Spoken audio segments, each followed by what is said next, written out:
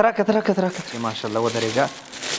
دا خو لوبیا ده، دا هم وچه ډوډۍ، دا یو اوبه شوې، دا خو پېژنې چې خوله کې مو اوبه رانیسي، دا دغه او ودرېږه چې دغه کې څه شي دي، دا خرما او دا خو وریجې هم سوې که نه. زما مخکې دغه خواړه ایښي دي، دغه زما تر مخ چې وینئ دا مکمل یو په افغانستان کې یو خوراک دی. که یو هوټل ته لاړ شئ ما ته قابلي راوړئ نو دغسې وریجې، لوبیا، لیمو دا به دلته کېدو. خرما خو دا پوهېږي چې خرما په څه وخت کې ورسره وي، خرما په روژه ماتي کې.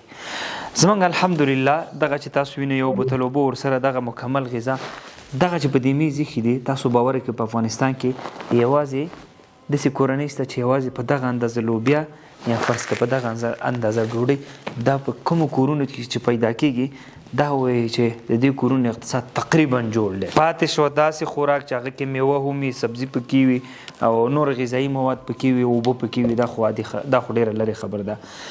نو الحمدلله قمر بنسټ تاسو ته معلومات چې په تېرو کلونو کې په روژه کې په زرهاو ورونو او خویندو ته موږ روژه ماتې ورکړې ده د هېواد په مختلفو ولایتو کې. الحمدلله ټیم په دې توافق وکړي چې سږ کال بیا د افغانستان په مختلفو ولایتونو کې انشاءالله په زرهاو ورونو ته به موږ روژه ماتې تیارو.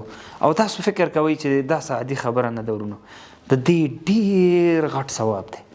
که چېرته زه یو رسول الله صلی حدیث دی که نه، زه نه وایم، خو که چېرته یو څوک یو روژهدار ته یو کجوره یو خرما ورکړي او هغه پرې روژه ماته کړي، ستا ثواب خو خپل دی، هغه روژهدار ته خپل ثواب رسېږي، ولې په هماغه اندازه الله تا ته هم درکوي. څومره غټه خبره ده. او یو ورسره اطمینان و سکون هم شته. سږ کال بیا موږ غواړو چې لکه مخکې مې چې ول په ټولو ولایتونو کې روژه ماتي سیستم برابر کړو او انشاءالله دا ستاسو په مرسته مخته کېږي. موږ به د افغانستان مختلفو ولایتو ته ځو، څومره زیات ورونه چې په دې کې همکاري کوي یا مرسته کوي یا صدقه خپل رالېږي، نو دا ټول اکثر ولایتونه به موږ انشاءالله د پوښښ تر ساحې لاندې راولو. 200-300 ولایت ته په کتور باندې په هماغه اندازه به انشاءالله موږ د خلکو ته روژه ماتي برابرو. دا اوس غواړئ بسم الله کا دغه وټساپ نمبر درته ښکاري، آنلاین مرستو لپاره لینکونه دي. پوهېږي چې روژه د برکتونو میاشت ده، د ثوابونو میاشت ده او د مغفرت میاشت ده او جنت ته د ورتګ میاشت ده. دا اوس د دغه ثواب څخه ځان مه محروموه، انشاءالله باوري یم چې اجر ډېر لوی دی. السلام علیکم ورحمة الله.